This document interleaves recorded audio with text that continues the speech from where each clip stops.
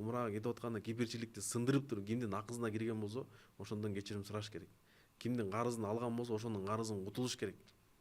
Андан кийин тоо кылыш керек. Эми мындай ишке барбаймын. Экинчиси ошол кылган ишине кайгырыш керек. Үчүнчүсү ошол ишти экинчи кылбайм деп ошондой ниет менен бара турган болсо, Аллахым эми мындан кийин жашоом өзгөрүп. Чубак устаздын өзүнүн сабагында айтат эле, кимдин умурасы кабыл болсо, анын жашоосу өзгөрдү. Мурун ата энесине жаман мамиле кылат эле, жакшы мамиле кылып калды. Мурун алдайт эле, урдайт эле, алдабай калды, урдабай калды. Бир туугандарына жакшы мамиле кыла алды. Арак ичпей калды, жаман иштерди кылбай калды. Ошондой болсо бунун умурасы кабыл болду, жашоосу өзгөрсө. Чынында кимдин умурасы кабыл болсо жашоосу өзгөрөт. Өзгөргөн адамдарды көрүп атабыз.